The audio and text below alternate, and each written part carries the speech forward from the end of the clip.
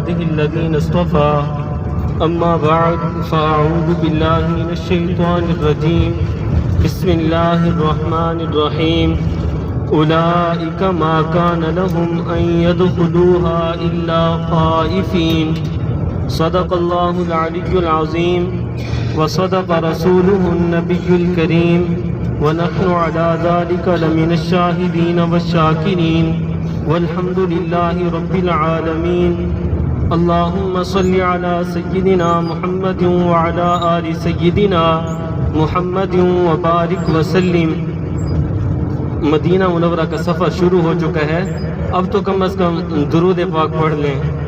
اللہم صلی علی سیدنا محمد وعلی آل سیدنا محمد وبارک وسلم۔ اللہم صلی علی سیدنا محمد وعلی آل سیدنا محمد وبارک وسلم۔ یہ شوق مجھے مجبور کرے میں ان کے نام پہ بک جاؤں، یہ شوق مجھے مجبور کرے میں ان کے نام پہ بک جاؤں۔ جب لوگ کہیں بھی پیارے طیبہ کی باتیں کرتے ہیں، دشمن بھی میرے آقا کے کردار کی باتیں کرتے ہیں۔ میرا جب سامنا ہوگا تڑپ اٹھے گا دل میرا، میرا جب سامنا ہوگا تڑپ اٹھے گا دل میرا، میری آنکھوں سے اشک غم مسلسل بہہ رہا ہوگا، لپٹ کر تیرے دامن سے کہوں گا اپنی سب حالت، لپٹ کر تیرے دامن سے کہوں گا اپنی سب حالت، نہ جانے کس طرح مجھ سے بیان مدعا ہوگا۔ میرے اللہ کا ہم پر بہت کرم ہوا، احسان ہوا کہ اللہ رب العزت نے ہمیں مکہ مکرمہ اور مدینہ منورہ جیسے عظیم شہروں میں آنے کی سعادت نصیب فرمائی۔ یہ یقیناً صرف میرے اللہ کا کرم ہوا، ورنہ ہم لوگوں کی کیا حیثیت تھی کہ ہم اتنے مبارک شہروں میں آ سکتے۔ مکہ مکرمہ اور مدینہ منورہ دونوں بہت ہی محترم، مکرم، معظم، منور اور مقدس شہر ہیں۔ یہ دونوں ایسے شہر ہیں کہ اگر کسی بندے نے ایمان کی حالت میں ان شہروں کی زیارت نہ کی تو ایسے سمجھیں کہ پھر اس بندے نے دنیا میں کچھ دیکھا ہی نہیں ہے۔ دونوں شہر ہی شہر نبی ہیں۔ مکہ مکرمہ بھی آقا مدنی صلی اللہ علیہ وسلم کا شہر ہے، مدینہ منورہ بھی آقا مدنی صلی اللہ علیہ وسلم کا شہر ہے۔ اگر یہ مکہ مکرمہ مولد نبی ہے تو مدینہ منورہ مسکن نبی ہے۔ اگر مکہ مکرمہ سے ابتدائے دین ہوئی تو پھر مدینہ منورہ میں انتہائے دین ہوئی۔ اگر مکہ مکرمہ میں اللہ کا گھر ہے تو مدینہ منورہ میں بھی پیارے نبی کریم صلی اللہ علیہ وسلم کا گھر ہے۔ اگر مکہ مکرمہ کو پیارے اللہ نے اپنے خلیل کے ہاتھوں بسایا تو مدینہ منورہ کو بھی میرے اللہ نے اپنے محبوب کے ہاتھوں بسایا۔ اگر مکہ مکرمہ میں بندہ ایک نیکی کر لے تو اللہ ایک نیکی کے بدلے لاکھ نیکیوں کا اجر عطا فرماتے ہیں، تو مدینہ منورہ میں بھی اگر کوئی بندہ ایک نیکی کر لے تو اللہ 50,000 نیکیوں کا ثواب عطا فرما دیتے ہیں۔ دنیا میں ہم لوگوں نے دیکھا کہ جب بھی ہم میں سے کوئی کسی بڑے بندے سے ملنے کے لیے جاتا ہے، کسی بڑے بندے کے گھر جاتا ہے، تو دل کے اندر اس بندے کا بڑا رعب ہوتا ہے، دل میں بڑا دبدبا سا ہوتا ہے۔ آج ہم بھی ایک بڑے کے دربار میں جا رہے ہیں، بلکہ دنیا کے اندر، آخرت کے اندر اللہ رب العزت کے بعد ان سے بڑا نہ کوئی آیا نہ کوئی آئندہ آ سکے گا۔ ایسے بڑے کے دربار میں جا رہے ہیں، پھر ہمارے دل کے اندر بھی ان کا ادب، ان کا احترام ہونا چاہیے، ان کے شہر کا ادب اور احترام ہونا چاہیے، کیونکہ دل کے اندر جتنی زیادہ عظمت ہوگی اللہ رب العزت اتنا ہی زیادہ ہمیں نواز دیں گے۔ یہاں مکہ مکرمہ میں ہم نے تقریباً 11 دن گزارے۔ جتنے بھی دن گزرے کچھ لوگوں نے عبادت کی، کچھ لوگوں نے وقت پاس کیا۔ جنہوں نے عبادت کی وقت ان کا بھی گزر گیا، جنہوں نے وقت پاس کیا وقت ان کا بھی گزر گیا، لیکن جنہوں نے عبادت کی انہوں نے اپنا وقت قیمتی بنا لیا۔ جنہوں نے عبادت میں اپنے آپ کو تھکایا ان کی تھکاوٹ تو اب ختم ہو چکی ہے، لیکن ان کے اعمال کے بدلے ملنے والا اجر وہ کبھی ختم نہ ہونے والا اجر ہے۔ اور جنہوں نے وقت پاس کر لیا انہوں نے اپنا اتنا قیمتی وقت ضائع کر لیا کہ وہ اس بات کا اندازہ بھی نہیں لگا سکتے۔ بہرحال جو بھی تھا، مکہ مکرمہ کے ہمارے دن گزر چکے 11 دن، اب ہم مدینہ منورہ جا رہے ہیں۔ یقین جانیے یہ زندگی کا بڑا قیمتی اور خاص وقت ہے، یہ زندگی کا یادگار اور خوشی کا دن ہے۔ وہ کہتے ہیں نا، دن کے گنے جاتے تھے دن جس کے لیے، آج وہ دن ہے کہ جس کے لیے ہم دنوں کو شمار کیا کرتے تھے کہ 1 مہینے بعد ہم آقا مدنی صلی اللہ علیہ وسلم کے شہر جانے والے ہیں، باقی 1 ہفتہ رہ گیا ہے پیارے محبوب کے شہر میں جانے والے ہیں، پرسوں ہم مدینہ منورہ جائیں گے، کل ہمارا مدینہ منورہ کا سفر ہوگا۔ بالآخر آج وہ دن آ گیا کہ آج ہمارا مدینہ منورہ کا سفر شروع ہو چکا ہے، کچھ وقت کے بعد انشاءاللہ پیارے نبی کے شہر پہنچ چکے ہوں گے۔ یہ بہت اچھی بات ہے کہ ہمیں دل کے اندر اتنی خوشی محسوس ہو رہی ہے کہ پیارے آقا کے شہر جا رہے ہیں، لیکن مزہ تو تب ہے کہ وہاں جا کر ان دینوں کو زیادہ سے زیادہ قیمتی بنانے کی بھی کوشش کریں۔ اگر وہاں جا کر وقت ضائع کر لیا پھر اس خوشی کا کوئی مزہ نہ آئے گا۔ بہت مرتبہ دیکھا یہ جاتا ہے جب لوگ جا رہے ہوتے ہیں دل میں بڑی خوشی ہوتی ہے، دل میں بڑے جذبات ہوتے ہیں کہ وہاں جا کر یہ کریں گے اور وہ کریں گے، لیکن جب وہاں جا کر 1-2 دن گزار لیتے ہیں دل کے سارے جذبات ختم ہو جاتے ہیں اور پھر وہی وقت ضائع کرنا شروع کر لیتے ہیں اور یہ زندگی کی قیمتی ترین دن ضائع کر بیٹھتے ہیں۔ ہم نے ایسا ہرگز نہیں کرنا، کیونکہ پیارے نبی کریم صلی اللہ علیہ وسلم کا مبارک ارشاد ہے کہ 5 چیزوں کو 5 چیزوں سے پہلے غنیمت سمجھو۔ زندگی کو موت سے پہلے غنیمت سمجھو، جوانی کو بڑھاپے سے پہلے غنیمت سمجھو، صحت کو بیماری سے پہلے غنیمت سمجھو، مال کو غربت سے پہلے غنیمت سمجھو، اور فرصت کو مشغولی سے پہلے غنیمت سمجھو۔ آج ذرا ہم اپنی طرف توجہ کریں، الحمدللہ آج ہمارے پاس یہ 5 نعمتیں موجود ہیں، تو یہ زندگی کا کتنا خاص وقت ہوا۔ اگر اتنا خاص وقت بھی ہم ضائع کر لیں، اس کو ویسے فضولیات میں گنوا لیں، تو یہ ہمارے لیے کتنی کم نصیبی کی بات ہے۔ اس لیے جتنا زیادہ ہو سکے اس وقت کو زیادہ سے زیادہ قیمتی اور یادگار بنانے کی کوشش کریں۔ مدینہ منورہ کی محبت دل میں لے کر مدینہ منورہ جائیں، کیونکہ جتنی زیادہ مدینہ کی محبت دل میں لے کر جائیں گے اتنا زیادہ وقت کو قیمتی بنانا آپ کے لیے آسان ہو جائے گا۔ ہمارے بڑے، ہمارے اکابرین مدینہ منورہ شہر سے بہت محبت کیا کرتے تھے، اتنی محبت کرتے تھے کہ انہوں نے اس محبت پر اپنی مثالیں قائم کر کے دکھا دی ہیں۔ ایک اللہ والے کے بارے میں آتا ہے، جب وہ مدینہ منورہ گئے دور سے سبز گنبد پر نظر پڑ گئی، سبز گنبد پر نظر پڑتے ہی انہوں نے شعر پڑھا، فرمانے لگے سلامت رہے تیرے روزے کا منظر، چمکتی رہے تیرے روزے کی جالی، سلامت رہے تیرے روزے کا منظر، چمکتی رہے تیرے روزے کی جالی، ہمیں بھی عطا ہو شوق ابو ذر، ہمیں بھی عطا ہو وہ روح بلالی۔ اللہ ہمیں بھی حضرت ابو ذر، حضرت بلال رضی اللہ عنہما جیسا عشق عطا فرما دے۔ پھر جب ان کی معاجہ شریف پر حاضری ہوئی، سلام پیش کر لیا، باہر تشریف لے آئے، چہرہ بڑا منور تھا، چہرہ کھلکھلا رہا تھا۔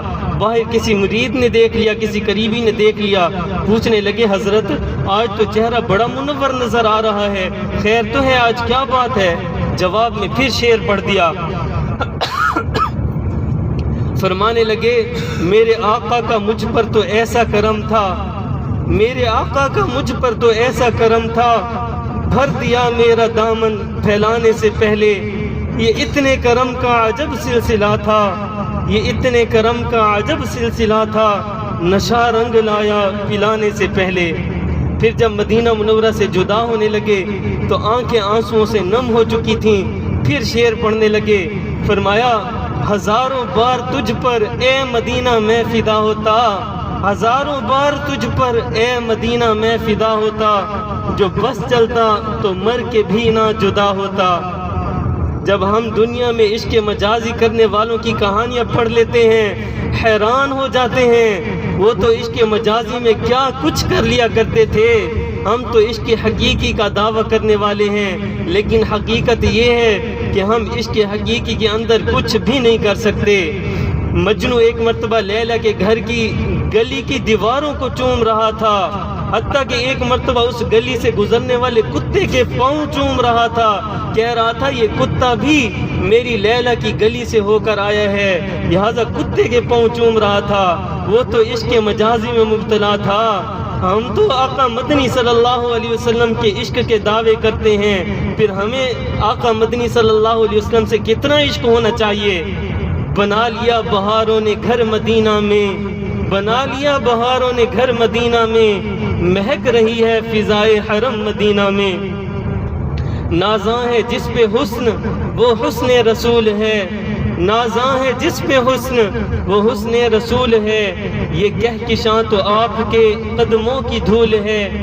اے کاروان شوق یہاں سر کے بل چلو، اے کاروان شوق یہاں سر کے بل چلو، طیبہ کے راستے کا تو کانٹا بھی پھول ہے۔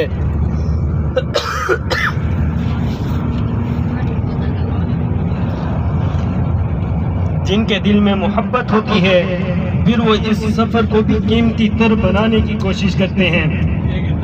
کیونکہ کسی کہنے والے نے کہا ارادہ ہو مدینے کا تو عشق نبی پیدا کر، ارادہ ہو مدینے کا تو عشق نبی پیدا کر، تعلق ہو نہ جس سے اس کے گھر جانا نہیں اچھا۔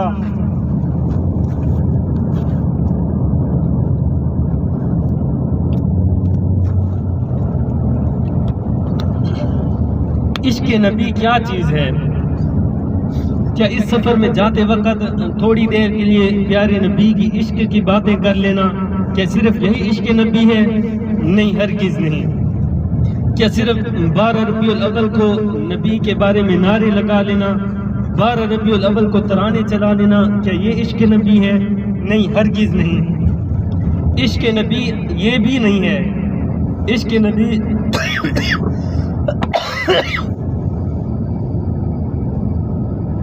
داڑھی اور پردے کا دل کے اندر ہونا، کیا یہ عشق نبی ہے؟ نہیں، ہرگز نہیں۔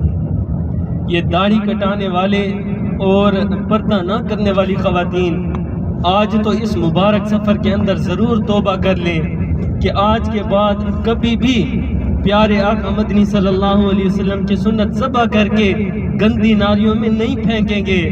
اس طرح پردہ نہ کرنے والی خواتین بھی آج توبہ کر لیں کہ آج کے بعد کبھی بھی پیارے آقا مدنی صلی اللہ علیہ وسلم کے دل کو تکلیف نہیں پہنچائیں گے، آج کے بعد کبھی بھی پیارے آقا کی نافرمانی نہیں کریں گے۔ یقین جانیے یہ اتنا مبارک سفر ہے کہ اگر آپ آج شیطان کو مات دے دیتے ہیں، آج اگر اپنے نفس کے گلے پر چھری چلا لیتے ہیں، سچی توبہ کر لیتے ہیں، تو اللہ سے بڑی امید ہے کہ پیارے نبی کی محبت اور رحمت والی نظر پڑ جائے گی، پیارے نبی کی شفقت بھری محبت والی نظر پڑ جائے گی۔ اور جس پر پیارے نبی کی محبت والی نظر پڑ گئی، یقین جانیے اس کا پھر کام ہی بن جائے گا۔ دنیا میں بھی مزے ہو جائیں گے، آخرت میں بھی مزے ہو جائیں گے، دنیا میں بھی کامیاب اور آخرت میں بھی کامیاب ہو جائیں گے۔ ہم جو مدینہ منورہ جا رہے ہیں، ہم نے وہاں مدینہ منورہ جا کر کرنا کیا ہے؟ پہلے بیان میں بھی میں عرض کر چکا ہوں، مدینہ منورہ جا کر خاص طور پر ہم نے درود پاک کا اہتمام کرنا ہے، بلکہ ابھی سے لے کر مکمل زندگی یہ کوشش کریں کہ روزانہ نبی کریم صلی اللہ علیہ وسلم پر درود پاک کے نذرانے پیش کرنے کی عادت بنا لیں۔ جب بھی مسجد نبی شریف میں داخل ہوں گے، داخل ہوتے وقت سنتوں کا خاص اہتمام کریں گے، یعنی مسجد میں داخل ہوتے وقت دایاں پاؤں اندر رکھیں، جوتا اتارنے کی سنت کا خیال رکھیں، مسجد میں جاتے وقت دعا ضرور پڑھیں، اندر جا کر اعتکاف کی نیت بھی ضرور کر لیں، وہاں جا کر جتنا بھی قرآن پاک پڑھیں وہ قرآن پاک مکمل کرنے کے بعد فوراً نبی کریم صلی اللہ علیہ وسلم کے پاس بطور ہدیتاً پیش کر دیں۔ کوشش کریں کہ ان 10-12 دنوں کے اندر ایک قرآن پاک مکمل ختم کر کے نبی کریم صلی اللہ علیہ وسلم کے پاس بطور ہدیتاً پیش کر دیجئے۔ جب ریاض الجنہ جانا نصیب ہو تو وہاں جا کر آپ نوافل پڑھیں گے اور بھی بہت ساری دعائیں کریں گے۔ انہی دعاؤں کے ساتھ ساتھ ایک دعا یہ ضرور کر لیجئے گا کہ اے میرے پیارے اللہ، ایک مرتبہ اب جب تو نے جنت میں پہنچا دیا ہے، اللہ اب کبھی بھی جنت سے محروم نہ فرمانا۔ اللہ تیرا تو وعدہ ہے کہ تو جب کسی کو دنیا میں جب تو کسی کو جنت میں بھیج دے گا، اللہ پھر تو اس کو جنت سے نکالے گا نہیں۔ اللہ آج ہم بھی جنت میں آ چکے ہیں، وہ جنت کہ جس کو تیرے محبوب نے جنت فرمایا تھا۔ اللہ تو بھی اب ہمیں جنت سے محروم نہ فرمانا۔ ایک یہ دعا ریاض الجنہ میں ضرور کر لیجئے گا۔ ایک بات اور ضرور سمجھ لیں، مدینہ منورہ کے اندر اگر آپ کا کوئی جاننے والا ہے یا انہی میں سے کوئی آپ کو کھانے کی دعوت دے تو مدینہ منورہ میں کھانے کی دعوت کر انکار نہیں کرنا چاہیے۔ کوشش کریں کہ ان کی دعوت ضرور قبول کریں۔ البتہ اگر آپ کے پاس کوئی شرعی عذر ہو، آپ کی کوئی مجبوری ہو، مثال کے طور پر نماز کا وقت ہو چکا ہے یا کوئی اور بھی مجبوری ہو سکتی ہے، تو ایسی صورت میں انکار کرنے کی گنجائش ہوتی ہے۔ ایک اور اہم بات کہ مدینہ منورہ ہم جا رہے ہیں، پیارے آقا مدنی صلی اللہ علیہ وسلم کے شہر میں جا رہے ہیں، وہاں جا کر مدینہ منورہ کی کسی بھی بات پر اعتراض ہرگز نہیں کرنا۔ اس بات سے بہت ضرور بچنا ہے کہ مدینہ منورہ جا کر کسی بھی بات پر اعتراض ہرگز نہیں کرنا، خواہ وہاں صفائی کرنے والے خادم ہیں، وہاں انتظام سنبھالنے والے لوگ ہیں یا وہاں کے رہائشی لوگ ہیں، کوئی بھی ہیں، کسی بھی چیز پر کسی بھی بندے پر ہرگز اعتراض نہ کریں، ورنہ بسا اوقات چھوٹی سی بات پر اعتراض بسا اوقات بندے کے ایمان کا خطرہ بھی بن جاتا ہے۔ جس طرح ایک واقعہ مشہور ہے، ایک مرتبہ مدینہ منورہ میں ایک بندہ ہوٹل پر ناشتہ خریدنے کے لیے گیا، اس نے کہا مجھے فلاں چیز دے دو، فلاں چیز دے دو۔ آخر میں ہوٹل والے نے کہا کہ بھائی دہی بھی لے لو۔ وہ بندہ کہنے لگا نہیں میں دہی نہیں لیتا، اس لیے کہ مدینہ منورہ کی دہی بڑی کھٹی ہوتی ہے۔ اب یہ ویسے بظاہر ان کو اتنی بڑی بات معلوم نہیں ہو رہی، لیکن بندہ یہ بات کر کے چلا گیا۔ جب سو گیا، نیند میں آقا مدنی صلی اللہ علیہ وسلم کی زیارت نصیب ہوئی، اس سے جلال کی حالت میں تھے، فرمانے لگے جب تجھے میرے شہر کی دہی کھٹی لگتی ہے تو نکل جا میرے شہر سے، چلا جا میرے شہر سے، تو میرے شہر میں پھر کیا کر رہا ہے؟ جب آنکھ کھلی تو پریشان ہو چکا تھا کہ اب کیا کروں، روتا پھر رہا تھا۔ علماء کے پاس چلا گیا، علماء نے بتایا کہ نبی کریم صلی اللہ علیہ وسلم کے جو چچا تھے حضرت حمزہ رضی اللہ تعالیٰ عنہ، نبی کریم صلی اللہ علیہ وسلم ان سے بڑی محبت کیا کرتے تھے، ان کی قبر پر چلے جاؤ، وہاں جا کر دعا کر لو، ہو سکتا ہے اللہ تعالیٰ تمہارا معاملہ آسان فرما دے۔ بندہ نبی کریم صلی اللہ علیہ وسلم کے چچا حضرت حمزہ رضی اللہ تعالیٰ عنہ کی قبر پر چلا گیا، وہاں جا کر دعائیں مانگتا رہا، روتا رہا۔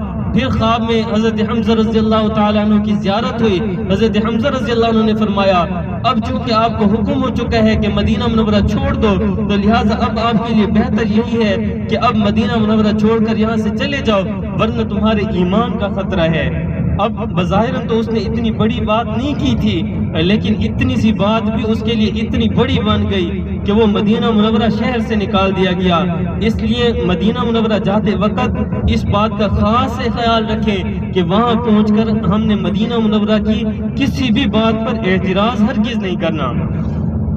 مدینہ منورہ میں جتنا ہو سکے زیادہ سے زیادہ سنتوں کا اہتمام کرنا ہے۔ آقا مدنی صلی اللہ علیہ وسلم کے سامنے انہی کی سنتوں کا اہتمام کریں گے تو ضرور ان کی محبت والی نظر ہم پر پڑ جائے گی۔ بہت مرتبہ دنیا میں لوگ کہا کرتے ہیں کہ میں نے فلاں پر اتنے احسانات کیے لیکن اس نے مجھے دھوکہ دے دیا، میں نے فلاں سے اتنی وفا کی لیکن اس نے میرے ساتھ بے وفائی کر لی، میں نے فلاں سے اتنی محبت کی لیکن اس نے مجھے دھوکہ دے دیا۔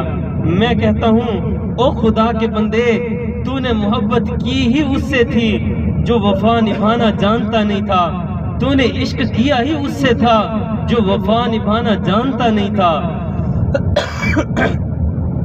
آؤ میں تمہیں بتاتا ہوں کہ سچا محبوب کون ہے، آؤ میں تمہیں بتاتا ہوں ایسے محبوب کا بتاتا ہوں کہ جو تمہارے ساتھ کبھی بھی بے وفائی نہ کرے گا۔ آؤ آج پیارے آقا مدنی صلی اللہ علیہ وسلم کے ہاتھوں میں اپنا ہاتھ دو، آج آؤ پیارے نبی سے سچی محبت کرو، پیارے نبی سے سچا عشق کرو۔ یہ وہ عشق ہے کہ پیارے نبی دنیا کے اندر بھی آپ کا ہاتھ نہیں چھوڑیں گے۔ صرف یہی بس نہیں ہوگی، جب آپ قبر میں پہنچ جائیں گے، قبر میں بھی پیارے نبی آپ کا ہاتھ نہیں چھوڑیں گے۔ صرف قبر تک نہیں، بلکہ جب آپ محشر کے میدان میں پہنچ جائیں گے، وہاں بھی پیارے نبی آپ کا ہاتھ نہیں چھوڑیں گے۔ صرف یہیں تک بھی نہیں، بلکہ جنت میں پہنچنے تک پیارے نبی کریم صلی اللہ علیہ وسلم آپ کا ہاتھ نہیں چھوڑیں گے۔ جب نبی کریم صلی اللہ علیہ وسلم کے ساتھ محبت اتنی سچی اور اچھی محبت ہے، تو پھر ہم اس محبت کو چھوڑ کر دنیا والوں کے پیچھے کیوں بھاگتے پھرتے ہیں؟ سچے محبوب کے پیچھے آ جائیں، سچے محبوب کے پیچھے آئیں گے، دنیا میں بھی کامیاب ہو جائیں گے اور آخرت میں بھی ہمارے مزے ہو جائیں گے۔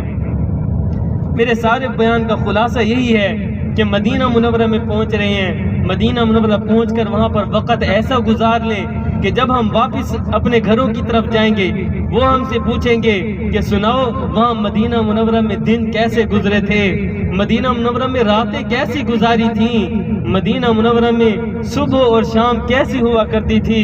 تو ان کو کہہ دیجئے گا، دربار مصطفیٰ میں زارو قطار رویا، دربار مصطفیٰ میں زارو قطار رویا، اپنی جفائیں سوچی میں بار بار رویا، مدینہ میں پھر رہا تھا مجرم بنا ہوا تھا، مدینہ میں پھر رہا تھا مجرم بنا ہوا تھا، سوچے نبی کے احسان میں بے شمار رویا، کیسے بتاؤں تم کو کہ کس وقت چپ ہوا تھا، کیسے بتاؤں تم کو کہ کس وقت چپ ہوا تھا، آقا کے شہر میں لیل و نہار رویا، آقا کے قدموں کو ڈھونڈتا رہا میں، آقا کے قدموں کو ڈھونڈتا رہا میں، مدینہ کی گلیوں میں پیدل سوار رویا، پیارے نبی کے در پر جذبات ہی الگ تھے، پیارے نبی کے در پر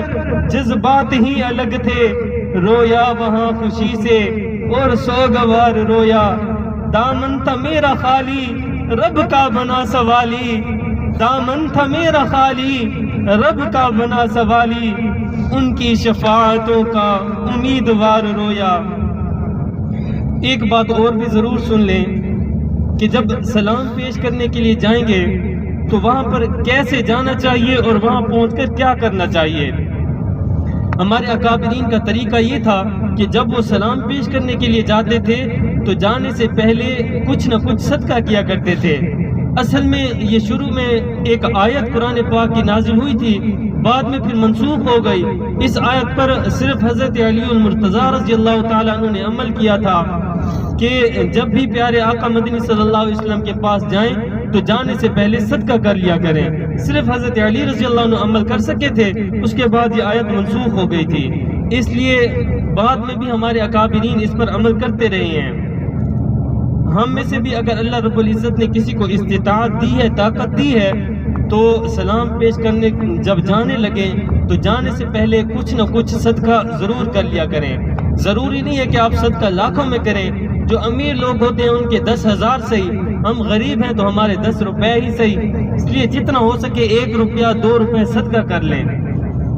سلام کے لیے جب جانے لگیں گے تو جانے سے پہلے کم از کم 70 مرتبہ درود پاک ضرور پڑھ لیں، جانے سے پہلے کم از کم 70 مرتبہ استغفار بھی کر کے جائیں، اور جب وہاں پر پہنچ جائیں تو دھیمی آواز میں 1 مرتبہ کلمہ پڑھ کر پیارے آقا مدنی صلی اللہ علیہ وسلم کو اس پر گواہ بنا لیجئے گا کہ اے اللہ کے نبی، کل قیامت کے روز آپ ہماری گواہی دے دیجئے گا کہ ہم نے آپ کے سامنے کلمہ پڑھا ہے۔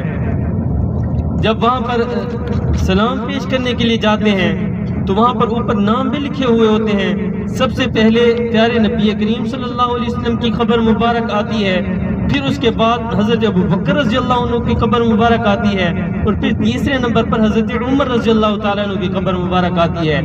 جب جائیں گے آہستہ اور چھوٹے قدموں کے ساتھ چل کر جائیں گے، دل مکمل طور پر پیارے نبی صلی اللہ علیہ وسلم کی طرف متوجہ کر کے جائیں گے، جا کر پہلے پیارے نبی کریم صلی اللہ علیہ وسلم کے سامنے اپنا سلام پیش کریں، پھر جن جن نے آپ کو کہا ہے کہ ہمارا سلام دے دیجئے گا ان سب کی طرف سے سلام پیش کر لیں، پھر آگے جاتے وقت حضرت ابو بکر اور حضرت عمر رضی اللہ عنہما کو بھی سلام پیش کر کے جانا ہے۔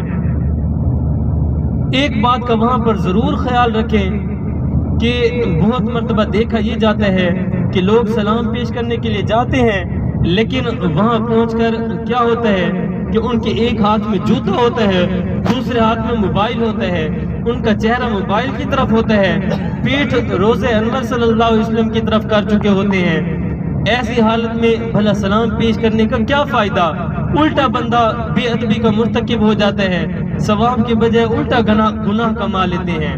لہٰذا ہم میں سے کوئی بھی وہاں پہنچ کر موبائل کا استعمال ہرگز نہ کرے، بالخصوص جہاں سلام والی جگہ پر جائیں گے وہاں تو بالکل موبائل کا استعمال نہ کریں۔ اگر کسی نے کرنا ہے تو دوسری طرف جب مسجد میں یا دوسری طرف موجود ہوں گے تو وہاں پہ آپ اپنی ضرورت پوری کر سکتے ہیں۔ اور دوسری بات یہ ہے کہ ہمارے اکابرین مسجد نبوی شریف میں جہاں بھی ہوتے تھے وہیں سے سلام پیش کر لیا کرتے تھے، اور اب بھی ایسا ہوتا ہے کہ ہمارے بڑے حضرت جی دامت برکاتہم العالیہ کو آپ نے دیکھا ہوگا کہ وہ بہت مرتبہ سامنے دیوار کے پاس کھڑے ہوئے ہوتے ہیں اور وہیں سے سلام پیش کر رہے ہوتے ہیں۔ آپ مسجد نبوی شریف میں جہاں بھی ہوں گے وہیں سے سلام پیش کر سکتے ہیں، لیکن کوشش کریں کم از کم دن میں 1 مرتبہ 2 مرتبہ معاجہ شریف میں روضہ انور کے سامنے جا کر سلام پیش کر لیا کریں۔ ایک آخری بات، مدینہ منورہ کے اندر ایک دوسری مسجد بھی ہے جس کو مسجد قباء کہتے ہیں۔ مسجد قباء کی بنیاد ہجرت نبی صلی اللہ علیہ وسلم کے موقع پر رکھی گئی تھی۔ یہ اسلام کی پہلی مسجد ہے جس کی بنیاد خود نبی کریم صلی اللہ علیہ وسلم نے رکھی تھی، اور صحابہ کرام نے بھی اس کی تعمیر میں حصہ ملایا تھا۔ نبی کریم صلی اللہ علیہ وسلم جب مدینہ منورہ سے کچھ فاصلے پر تھے تو قبیلہ بنو عمر بن عوف کے علاقے قباء میں چند دن قیام فرمایا تھا۔ اسی قیام کے دوران آپ صلی اللہ علیہ وسلم نے اس مسجد کی بنیاد رکھی تھی۔ اس مسجد کی بنیاد خود نبی کریم صلی اللہ علیہ وسلم نے اپنے دست مبارک سے رکھی تھی، اور صحابہ کرام رضی اللہ عنہم نے بھی نبی کریم صلی اللہ علیہ وسلم کے ساتھ مل کر اس کی تعمیر میں حصہ لیا تھا۔ رسول اللہ صلی اللہ علیہ وسلم نے مسجد قباء کا پہلا امام حضرت سالم رضی اللہ عنہ کو بنایا تھا۔ حضرت سالم رضی اللہ تعالیٰ عنہ کے بارے میں یہ مشہور ہے کہ جب بھی نماز پڑھایا کرتے تھے تو سورۃ فاتحہ پڑھتے، سورۃ فاتحہ کے بعد دوسری سورت پڑھتے، پھر اس کے بعد 7 سورہ اخلاص ضرور پڑھا کرتے تھے۔ جو دوسرے صحابہ کرام تھے انہوں نے نبی کریم صلی اللہ علیہ وسلم سے شکایت کی تو حضور صلی اللہ علیہ وسلم نے پوچھا، اے سالم آپ ہر رکعت میں سورہ اخلاص کیوں پڑھتے ہیں؟ تو حضرت سالم رضی اللہ عنہ عرض کرنے لگے کہ یا رسول اللہ مجھے اس سورت سے بہت محبت ہے، کیونکہ اس سورت میں اللہ تعالیٰ کے صفاتی ناموں کا ذکر کیا گیا ہے۔ نبی کریم صلی اللہ علیہ وسلم نے فرمایا کہ اے سالم تمہاری یہ محبت تمہیں جنت میں لے جائے گی۔ نبی کریم صلی اللہ علیہ وسلم کی عادت شریفہ تھی کہ ہر ہفتے بالخصوص ہفتے کے دن نبی کریم صلی اللہ علیہ وسلم اس مسجد میں جا کر نماز ادا فرمایا کرتے تھے، اور صحیح احادیث سے ثابت ہے کہ جو بندہ اس مسجد میں جا کر نماز ادا کرتا ہے، خواہ آپ وہاں جا کر 2 رکعت نفل ہی پڑھ لیں تو اللہ تعالیٰ اس بندے کو مقبول عمرے کا ثواب عطا فرما دیتے ہیں۔ ایک عمرے کا ثواب مل جائے گا۔ آپ لوگ ابھی عمرہ کر کے جا رہے ہیں، آپ کو معلوم ہے کہ ایک عمرہ کرنے کے اندر کتنی مشقت اٹھانی پڑتی ہے، وہاں جا کر آپ صرف 2 رکعت پڑھیں گے، اللہ تعالیٰ ایک عمرے کا ثواب عطا فرما دیں گے۔ یہ مسجد نبوی شریف سے تقریباً 3 کلومیٹر کے فاصلے پر ہے۔ اس طرف گاڑیاں بھی جاتی ہیں اور بندہ پیدل بھی جا سکتا ہے۔ کوشش کریں گے جو جوان حضرات ہیں جن کے لیے چلنا آسان ہے وہ کوشش کریں روزانہ وہاں چل کر جائیں، پیدل چل کر جائیں اور جا کر نماز ادا کریں۔ باقی جو چل کر نہیں جا سکتے وہ کم از کم اتنے دنوں کے اندر 1-2 مرتبہ کی ترتیب بنا لیں، وہاں جا کر ضرور نوافل پڑھ لیں۔ جو باتیں عرض کی گئیں دعا ہے کہ اللہ رب العزت مجھے بھی آپ سب کو بھی ان تمام باتوں پر عمل کرنے کی توفیق عطا فرمائے۔ وآخر دعوانا الحمدللہ رب العالمین۔